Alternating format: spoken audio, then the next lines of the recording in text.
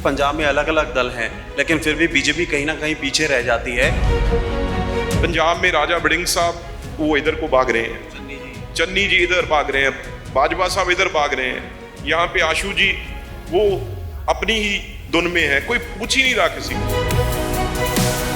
दूसरी तरफ आम आदमी पार्टी है, वो 3.5 साल से जो कर रहे हैं वो सबको पता है। मैंने कोई जाके अंदर कोई इनको पीटना थोड़ी है, इनके घर जाके चला गया, वहां ये कहते ये कोठी पे कब्जा करने आया है मेरी। रवनीत बिट्टू से दिक्कत है, एक दूसरे से दिक्कत रहती है, पर लोगों के काम के लिए किसी से कोई दिक्कत थोड़ी होती है। 5 लाख रुपया एक रात का इनका किराया बनता है, वो ये तो आम आदमी पार्टी है, ये तो गरीब पार्टी है, इनके पास तो पैसा है नहीं। नमस्कार, डे टू डे भारत में आपका स्वागत है। मैं हूं अमर। डे टू डे भारत के इस मंच पर मौजूद हैं राजनीति के धुरंधर और केंद्रीय मंत्री रवनीत सिंह बिट्टू जी। रवनीत सिंह बिट्टू जी की बात की जाए तो चुनावी दंगल में उतरे हुए हैं, और राजनीति की बात की जाए तो राजनीति इन्होंने अभी तक बहुत बेहतरीन तरीके से की है। देश सेवा इनको विरासत में मिली, और सभी जानते हैं कि किस तरीके से बलिदानियों वाला ये परिवार है। और दूसरी तरफ अगर राजनीतिक दंगल की बात करें, उससे पहले मैं बता दूं, डे टू डे जो चैनल है वो ये वादा करता है कि हम दबे कुचलों की आवाज़ उठाएंगे, और हमारा कोई भी पत्रकार किसी से किसी भी तरह का गिफ्ट या फिर किसी भी तरह का लालच नहीं रखेगा। आरोप प्रत्यारोप की राजनीति के विपरीत हम सच्ची पत्रकारिता और लोकतंत्र के चौथे स्तंभ को मजबूत करने का काम करेंगे। बिट्टू साहब, वेलकम करता हूँ आपका। सर राजनीति बहुत साफ सुथरी कर रहे हो आप। पहले तो डे टू डे मैं आप बहुत अच्छी तरह से जो मुझे फीडबैक है, बहुत नया ये चैनल शुरू करके, और आप नौजवान देश के ऊर्जावान हैं, तो मेरी यही पहले तो शुभकामनाएं हैं। अभी आप कामयाब हुए, और मुझे पूर्ण भरोसा है भी आप ये ईमानदारी से और सच्चाई की आम लोगों की बात है जो डे टू डे पे रोज़ दिखाते रहेंगे, और हमारे जैसे आपसे देख के सुन के लोगों के लिए कुछ ना कुछ कर पाएंगे। देशभक्ति का मतलब क्या है आपके मायने में?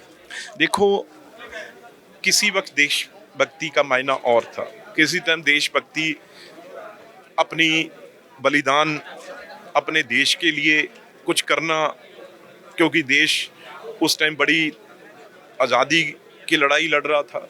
उसके बाद जब देश आज़ाद हो गया तो बहुत और महीने थे, लेकिन आज की जब दुनिया में आज देश हमारा चौथे नंबर की ताकत है। आज तो हम सिर्फ देश में योगदान डालना है, वो सबसे पहले ईमानदारी, सबसे बड़ा योगदान वो आज माना जाएगा। और जो नरेंद्र मोदी जी ने एक श्रेष्ठ भारत की बात की है, और 2047 तक ये देश दुनिया का सबसे पावरफुल देश बनाना है, उसमें अपनी आज ही जो नौजवान है वो कोई ना कोई टारगेट सेट कर लें, भी ये योगदान हमने डालना है। किसी ने अपने एजुकेशन में डालना है, कोई एजुकेशन जो बेचारे गरीब बच्चे हैं, ज़रूरतमंद है, उनको पढ़ाई कराने का करवाए। कोई किसी भी तरीके की कोई हेल्प है, आज किसी को अच्छा मौका मिल जाता है, कोई इंटेलिजेंट होता है, किसी को अच्छे कॉलेज यूनिवर्सिटी में नहीं एडमिशन मिलती, उसे अगर वो अपना जो उसका एक्सपीरियंस है जिसको नहीं मिली उसे दे दे। क्योंकि एक एजुकेशन ऐसा है, एक ये ऐसा है भी, ये पंख लग जाते हैं जिसके पास वो हो, और वो पंख लग जाएं तो मेरे ख्याल से कोई योगदान में कमी नहीं रहेगी। सबसे बड़ा मेरे मन में तो ये है भी, अगर आप किसी को एजुकेशन में किसी को योगदान दे सके तो मेरे ख्याल से आज देश के लिए सबसे बड़ी बलिदान मैं समझता हूँ। बलिदान वैसा बलिदान नहीं, पर सबसे बड़ी जो मदद होगी वो ये हो। अगर आप राजनेता ना होते तो क्या होते सर?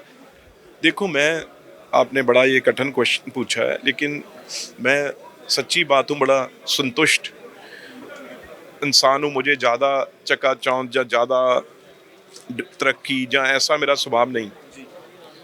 तो मैं तो सिर्फ, अगर मैं राजनीति में ना होता तो मेरा तो ये था भी कहीं अपने देश में, मैं एक किसान का बेटा हूँ। मेरे दादाजी, जैसे आपने कहा, मुख्यमंत्री थे। मेरे पिताजी, मैं 10 साल का था जब उनकी मृत्यु हो गई थी, डेथ हो गई थी, इसलिए मुझे बड़ा पाला, मेरे ग्रैंडफादर नहीं है, तो वही जज्बा मेरे अंदर था। तो मैं पॉलिटिक्स में नहीं आता, पॉलिटिक्स में मेरी आने की बिल्कुल भी कोई रुचि नहीं थी। तो मैं तो सिर्फ एक एज ए नौजवान जब था, मेरा भी यही था भी किसी ना किसी तरीके से अपने लोगों की मदद की जाए। पॉलिटिक्स तो किसी को मौका मिलता है, लेकिन आप अपना योगदान अलग अलग तरीकों से जानते हैं। जैसे मैं पॉलिटिक्स में आने से पहले हमारे एक ट्रक यूनियंस जिसमें मैं आपको बताता हूँ, मैं उस चीज़ में लग गया। भी बहुत ट्रक यूनियंस हैं, मैं पहले की बात कर रहा हूँ, आज से 20-25 साल। ये सारी शहरों के अंदर होती थी, तो उस टाइम डबल रोड सड़कें भी नहीं होती थी। ये तो 14 के बाद बदला है काम, मैं ये 8, 7, 9 की बात कर रहा हूँ। तो ट्रक खड़े रहते थे शहर में, तो सारी ट्रैफिक जाम रहती थी और एक्सीडेंट बहुत बुरे होते थे ट्रक में। मैंने एक ये काम शुरू किया भी जितनी भी ये यूनियंस है, जो ट्रक सैकड़ों की गिनती में, क्योंकि एक एक यूनियन अगर छोटी की बात करें उसके पास भी 400-500 ट्रक होता है। वो ट्रक सारा यूनियन की छोटी एक दुकान रहती है और सड़कों पे ट्रक वो खड़े रहते हैं। रात को कितने एक्सीडेंट, जो फॉग होती है कितने एक्सीडेंट। तो मैंने एक बीड़ा उठाया, पहले भी मैं इसको चेंज करूं। मैंने अपने जो गांव में हमारा शहर था दराहा, वहाँ से ये शुरुआत की। वो एक तो शहर में थी, जब उसकी हमने उसे सेल पे लगाया तो उसका कीमत हमें 70 लाख उस टाइम मिली। और शहर से 5-4 किलोमीटर दूर 70, वो तो एक शॉप थी छोटी सी जिसमें लोग बैठ सकते थे, उसी 70 लाख में हमें 4 एकड़ जमीन मिल गई। जिसमें ये हुआ भी, एक तो सारे ट्रक जितने भी ट्रक थे वो अंदर खड़े चले गए, और सारे ड्राइवर जिनको बैठने को जगह नहीं वो अंदर हमने अच्छी हट्स बना के, मैं अपनी शुरुआत की बात कर रहा हूँ। और दूसरा, हम रूरल एरिया से बिलोंग करते हैं और गाँव में कैसे किस तरीके से, क्योंकि एक बहुत बड़ी मुहिम की ज़रूरत थी। जो पहले बहुत ज़्यादा हमारे ट्रीज़ प्लांटेशन पे ऊपर जोर दिया जाता था, एक ऐसा टाइम आया भी हर आदमी उसे काटने लग गया। उसकी बहुत कोशिश की, जो हमारी गांव में मोटर होती है, हर किसान के पास, छोटे से छोटे किसान के पास भी एक मोटर रहती है, जो बड़ा है उसके पास 4-4, 5 भी हो जाती हैं। उसको किस तरीके से वहाँ वृक्ष लगाए जाएं और अच्छी गूढ़ी वहाँ पे छाया रहे, ऐसे 2-3 काम हैं जो हमने शुरू किए। और पानी के, मेरा मन में था भी पानी पाइप लगा के, क्योंकि बहुत पंजाब के तकरीबन जोन है वो ब्लैक जोन डिक्लेयर हो रहे थे। जब मेरा उस टाइम जीवन टाइम था, इतना ड्रग्स वगैरह ने नहीं आया था, तो इसलिए ऐसे कामों में लगे हुए थे। लेकिन वो एक ऐसा मौका आया, दादाजी भी चले गए, परिवार में नहीं था, तो मुझे पॉलिटिक्स में आना पड़ा। अगर मैं इस दस्तार की बात करूं, आपने इसकी लाज बहुत रखी है और सिखों का नाम रोशन किया है, लेकिन प्रधानमंत्री नरेंद्र मोदी जी के जहन में सिखों के प्रति कितना लगाव है या दस्तार की कितनी वो वैल्यू करते हैं? सवाल इसलिए पूछ रहा हूं क्योंकि देखिए, पंजाब में अलग अलग दल हैं, लेकिन फिर भी बीजेपी कहीं ना कहीं पीछे रह जाती है। लेकिन समझने की और समझाने की जो एक कम्युनिकेशन गैप है, वो मैं समझने की कोशिश कर रहा हूँ। बिल्कुल, ये आपने जो धरातल की सच्चाई है वो आपने बयान की है। मोदी जी का पहले तो मैं ये कहूँ भी उनका इतना प्यार क्यों है। एक तो जब भी मैं मिला उनसे, चाहे कांग्रेस में था, तो वो हमेशा कहते थे, भाई आपको पता है जो 5 प्यारे थे, जो गुरु ने सबसे पहले जिनको अमृत छिकाया और बोला भी वो कौन से 5 लोग हैं जो मेरे सामने आके अपना सीस देंगे, अपनी गर्दन कटवाएंगे।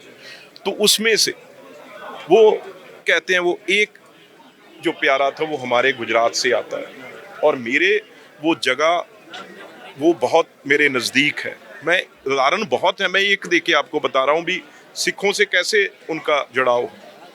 और दूसरा, एक हमारे भुज में एक गुरु नानक देव जी वहाँ पे गए थे, वहाँ पे एक गुरुद्वारा है।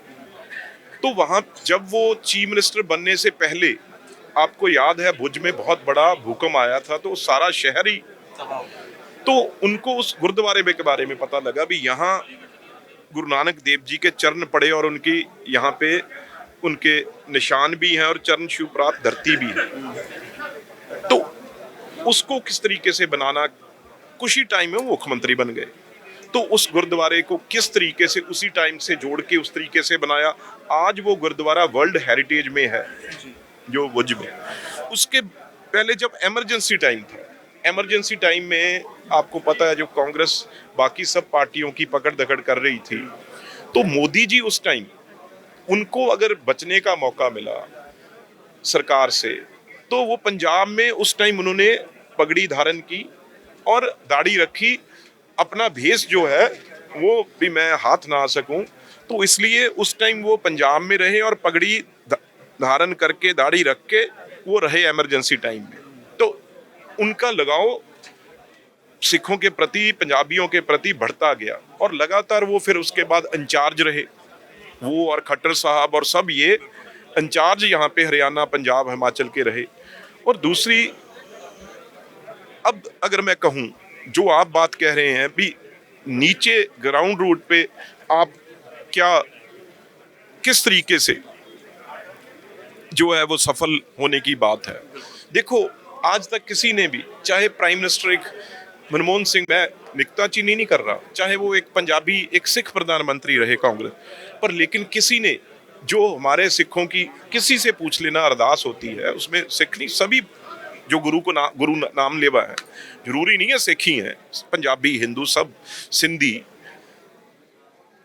और उसमें ये अरदास में हमेशा कहा जाता है कि विछड़े हुए गुरुधाम, जो हमारे से बिछड़ गए गुरुधाम, क्योंकि पाकिस्तान और हिंदुस्तान बन गया तो वहाँ गुरुद्वारे रह गए, उनके दर्शन दीदार, वो अरदास परमात्मा ने अगर सच करवाई तो वो मोदी जी से करवाई। जब वो करतारपुर साहब कॉरिडोर, पाकिस्तान के साथ कितने संबंध हमारे खराब हैं, लेकिन मोदी जी ने करतारपुर साहब कॉरिडोर बनाया। आज गुरु नानक देव जी जहाँ 18 साल उन्होंने आखिरी वहाँ पे बताए, वहाँ पे खेती की, आज आप जाओ, कितने भी हालात खराब हों, और दर्शन करके आप वापस आ जाओ, कोई वीज़ा नहीं, कोई कुछ नहीं।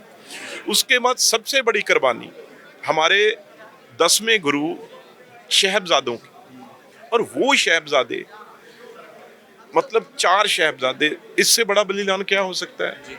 किसी ने नहीं सोचा, अभी उनको कोई ज़रूरत नहीं है, पर इतना बड़ा बलिदान मोदी जी को ही है। अभी हर बच्चे के पैदा जब होता है, स्कूल में जाता है, हर देश, कन्याकुमारी से लेके जम्मू कश्मीर तक, भी उसके जहन में ये कुर्बानी रहे। उन्होंने हर साल वीर बाल दिवस मनाने के लिए शुरू किया। आज फर्स्ट क्लास से लेके 12th तक और बाकी कॉलेजों में, चाहे कोई सरकारी हो, किसी स्टेट का हो, चाहे प्राइवेट हो, वहाँ पे वीर बाल दिवस वाले दिन क्विज कंपटीशन होता है, बच्चों से पूछा जाता है भी शहबजादों के नाम क्या हैं, बड़ा कौन थे, छोटे कौन थे। उसके बाद उनकी आर्ट कंपटीशन होता है, भी वो पिक्चर बनाते हैं उस दिन। ये सिखों के प्रति प्यार है। और मैं कह दूं, जो सबसे बड़ा दुख था सिखों का, भी जो 84 रॉयट्स हुए हैं, चाहे वो लखनऊ में हो, कानपुर में हो, दिल्ली में हो, किसी ने उन लोगों को सजा नहीं दी। वो 80 आप लगाइए, आज 25 साल ये हो गए, और 24, मतलब 45-50, लगभग 50। चलो, मेरे कहने का, किसी ने उनका दर्द के मलहम लगाने की कोशिश नहीं की। उल्टा कांग्रेस पार्टी उनको एमपी की टिकट देती थी, जनरल सेक्रेटरी बनाते थे, लेकिन मोदी जी ने उसका ट्रायल दोबारा शुरू करके सीबीआई को दोबारा केस देके आज कोर्ट ने उनको सजा दी है। वो जेल में है, बाकी जेल में जाने वाले हैं। उसके बाद अब जब सरकार बन गई बीजेपी की दिल्ली में, पहला प्रधानमंत्री जी ने हुक्म किया मुख्यमंत्री जी को, जो हमारे मंत्री हैं सिरसा साहब, उन्होंने प्रेस कॉन्फ्रेंस करके बताया, जितने उस दंगे में हमारे परिवार मारे गए, उनको मारा गया, उनके बच्चों को आज सब एज गैप खत्म करके, एजुकेशन खत्म कोई देख के नहीं, आज उनको नौकरियां देने का काम शुरू हो गया है। तो ये चीजें अगर कोई सिखों के लिए कर सकता है, तो ये हमें भी, हमारा भी फर्ज बनता है, हमारी भी ड्यूटी है। जैसे हम लोग कांग्रेस में थे, सब कुछ था, लेकिन मोदी जी के काम देख के पंजाब के प्रति, देश के प्रति बीजेपी ज्वाइन की। अच्छा, अब 2027 मिशन चल रहा है, फर्ज कीजिए बीजेपी की सरकार आती है, तो क्या विजन होगा, क्या दे सकते हैं पीएम मोदी हमारे पंजाब को? नहीं, देखो, भगवान की दया से आज सारी ताकत ही उनके पास है। हमारे पास तो 4 लाख से ऊपर, करोड़ से ऊपर कर्जा है, रोज ले रहे हैं। अभी इलेक्शनों के कारण 1000 करोड़ रुपया अभी और कर्जा लिया परसों ही। पहली बात, मोदी जी से हम सबसे पहले पंजाब का कर्जा वो माफ करवाएंगे, किसानों का, मजदूरों का कर्जा है इतना बड़ा, वो बैंकों का वो वापस होगा। उसके बाद हमारी लड़ाई होती है तो पंजाब बॉर्डर है, तो यहाँ पे हमें फौज और पैरामिलिट्री फोर्सेस में हमारे लिए परसेंटेज और बढ़नी चाहिए, वो करवाएंगे।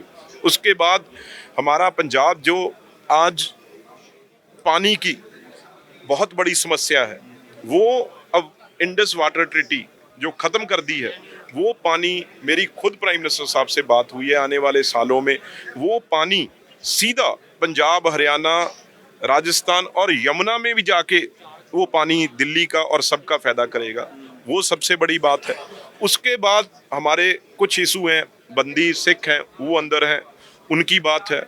और हमारे धर्मी फौजी कहते हैं जिनको, जो 84 में छोड़ के आ गए थे फौज, उनके इश्यूज हैं वो करवाने हैं। गोविंदगढ़, बटाला, ये छोटे इंडस्ट्री, गोविंदवाल साहब, ये ऐसे छोटे इंडस्ट्रियल हब, छोटे नहीं मैं कह सकता हूँ, लेकिन लुधियाना, जलंधर, अमृतसर, बठिंडा ये बड़े हैं, तो ये इसको आगे कैसे दोबारा ये इंडस्ट्रियल शहरों को चलाना है। आईटी हब मोहाली, लुधियाना को बनाना है। ऐसे ही गुरु नानक देव जी के नाम पे बहुत बड़ा म्यूजियम उन्होंने कहा हुआ है, वर्ल्ड का सबसे बड़ा म्यूजियम बनेगा।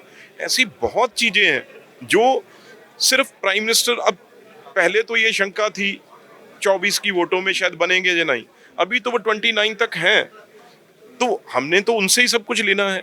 इसलिए मैं लोगों को बार बार कहता हूँ, एक तरफ कांग्रेस पार्टी है जो बिल्कुल धरातल पर खत्म हो चुकी है। अब पंजाब में ही आप देखिए, पंजाब में राजा वड़िंग साहब वो इधर को भाग रहे हैं, चन्नी जी इधर भाग रहे हैं, बाजवा साहब इधर भाग रहे हैं, यहाँ पे आशू जी वो अपनी ही धुन में है, कोई पूछ ही नहीं रहा किसी को। अगर रात को एक परिवार बैठ के इकट्ठा कोई बात ही नहीं कर सकता, वो लोगों का क्या करेंगे? अगर एक फैमिली है कांग्रेस की, अगर वो कभी इकट्ठी नहीं हो सकती तो ये लोगों के लिए ये कांग्रेस क्या कर सकती है? दूसरी तरफ आम आदमी पार्टी है, वो 3.5 साल से जो कर रहे हैं वो सबको पता है। अगर आज ये सीट बीजेपी को मिलेगी, दिल्ली से तो हम पैसा लाएंगे ही लाएंगे, पर आम आदमी पार्टी की भी जो कुंभकर्ण की नींद है वो भी खुलेगी भी। हमने 1.5 साल रह गया, हमने 3.5 साल में किया कुछ नहीं, तो अगर हम चाहते हैं यहाँ पे कुछ हो तो फिर वो काम अपना शुरू कर लेंगे, उनके कांच खींचने की जरूरत है। अच्छा, पंजाब के मुद्दों को लेकर जब आप पीएम मोदी से मिलना चाहते हैं तो फौरन समय मिल जाता है, लेकिन आप काउंसिल ऑफ मिनिस्ट्री में, लेकिन आप राज्य के वजीर से जब आप मिलने जाते हो तब रोका जाता है। हाँ। तो ये कैसी राजनीति है सर? देखो, ये मैं तो ढूंढ रहा हूँ क्योंकि 2 दिन का टाइम दिया था, वो तो मैं तो मोदी जी की तो चलो काउंसिल ऑफ मिनिस्ट्री में है, हम तो रोज हफ्ते में एक बार मिलते हैं। बाकी कोई भी बात हो, वो कभी भी, मतलब उनका तो दिन रात जो कभी और कहीं 1 मिनट भी उनका कहीं नहीं है, वो तो देश के लिए है, तो हर टाइम उनका टाइम सबके लिए है। वो भगवंत मान मुख्यमंत्री हैं, एक दिन पहले ये अगर मेल कर देंगे भी मुझे टाइम चाहिए, तो दूसरे दिन इनको टाइम मिल जाएगा। और किसी मंत्री को ये मिलना चाहे सेंटर के, किसी मंत्री को एक दिन पहले ये बताएं, दूसरे दिन टाइम मिल जाएगा। पर यहाँ मैं तकरीबन 8 महीने से इनसे टाइम मांग रहा हूँ। मैंने कोई जाके अंदर कोई इनको पीटना थोड़ी है। मुद्दे क्या है फिर? मैं इनके घर जाके चला गया, वहाँ ये कहते ये कोठी पे कब्जा करने आया है मेरी। आज मैं चिट्ठियाँ डाल के उस लेटर का, चिट्ठी का कोई जवाब नहीं आता। अब मैं यहाँ ढूंढ रहा हूँ, यहाँ से भाग गए हैं, कहीं मिल नहीं रहे, पर जब भी आएंगे मैं जाऊँगा। मेरा तो मकसद यही है, सिर्फ जो पंजाब के मुद्दे हैं, पंजाब के, मैं रेलवे के मेरे काम है, वो कुछ अप्रूवल्स जो है, साइन है इनके महकमे PWD के होने हैं, वो करने को तैयार नहीं है, जानबूझ के उसको रोक रखा है। यहाँ पे लुधियाने का सबसे बड़ा जो रोड है, सानेवाल पुल, 70 करोड़ भी मिलने वाले हैं ना उसको लेके। 70 करोड़, मैंने कहा 70 करोड़ 56 लाख, वो टोटल रेलवे, हम मतलब बोल थक गए भी हम इस पे काम करेंगे, 1 रुपया आपसे नहीं लेंगे। पर वो उनका एक SDO वो अप्रूवल के लिए साइन करने को तैयार नहीं है। भाई अगर हमें नहीं करना तो आप खुद कर लीजिए। लेकिन वो कहते हैं लेट लतीफ़ी नहीं होती डिपार्टमेंट में, सारा काम ऑनलाइन है, हम एक्शन लेते हैं ऐसे अधिकारियों पर, फिर दिक्कत क्या है सर? अब मेरे ये तो मुझे समझ नहीं, मैं तो आपको रवनीत बिट्टू से दिक्कत है? देखो, अब ये तो पॉलिटिकल बात, एक दूसरे से दिक्कत रहती है, पर लोगों के काम के लिए किसी से कोई दिक्कत थोड़ी होती है। मैं तो कहूँगा भी ये भगवंत मान ने, आम आदमी पार्टी ने बनाया है, मैं तो ये कह देता हूँ। अच्छा, मैं आखिरी सवाल आपसे पूछूंगा। अब ठीक है, राजनीति पर हम बात कर रहे हैं, आरोप प्रत्यारोप नहीं लगाते, लेकिन ये जो खर्चे होते हैं महंगे महंगे होटलों के, चलो आप तो दफ्तर में बैठे हो, आपका अपना ऑफिस है, तो ये जनता के पैसे से होता है क्या? मैं सिस्टम समझने की कोशिश कर रहा हूँ। नहीं, ये 100%, इसमें तो कोई शक नहीं है। जब कोई भी पार्टी जब इलेक्शंस में आती है, उसमें इलेक्शन कोड लग जाता है, तो जो भी खर्चा है वो पार्टी करती है। तो इस टाइम बिल्कुल आपने ठीक कहा भी, यहाँ हयात होटल है जो सबसे महंगा होटल है, 1 लाख का इनका कमरे का किराया है। दूसरा, केजरीवाल एक कमरे में होंगे, 1 लाख उनका किराया है। और बाकी स्टाफ जो मुझे पता लगा है, अभी एक फ्लोर, अगर आप वहाँ पे आप चेक भी कर सकते हैं जाके भी, जो रेंट उसका कितना है, तो 5 लाख रुपया एक रात का इनका किराया बनता है। वो ये तो आम आदमी पार्टी है, ये तो गरीब पार्टी है, इनके पास तो पैसा है नहीं। ये इतना बड़ा खर्चा जो 15 दिन के लिए इन्होंने बुक कराया, बाकी छोड़ दीजिए 15 दिन में, लेकिन 75 लाख वैसे है। अगर वहाँ पे 8 PM और खाना भी खाना है, रोटी भी खानी है, 1 करोड़ का बिल आएगा। तो 1 करोड़ का बिल कहाँ आप शो करोगे, ये बता दीजिए। इलेक्शन कमीशन को आप बता दीजिए भी 1 करोड़ रुपया हमारा टोटल CM और एक्स CM दिल्ली का खर्चा है। तो ये तो एक मजे लेने आए हुए हैं, यहाँ पे लूट रहे हैं लोगों का पैसा। और बड़े बड़े इंडस्ट्रियलिस्ट हैं जो इनका बिल पे कर रहे हैं, क्योंकि आज दिल्ली की इन्होंने पोल्यूशन बोर्ड की चेयरमैन लगा दी है, उसके हाथ में सबकी चाबी। जो बड़े से बड़े इंडस्ट्रियलिस्ट हैं, इंडस्ट्रियल चेयरमैन दिल्ली से लाके लगा दिए हैं। तो इसलिए सब चाबियां हैं दिल्ली के पास हैं, तो वो अपना मजा ले रहे हैं। यहाँ 1.5 साल है, 1.5 साल लूटेंगे, उनको ये तो पता है वापस आना नहीं है। तो यह रवनीत सिंह बिट्टू, बेमिसाल अंदाज और बेबाक बात, 2027 की तैयारी, लेकिन देखना होगा किस तरीके से बीजेपी कमबैक करती है। वीडियो जर्नलिस्ट श्रवण के साथ Amar Sharma, report day to day Bharat.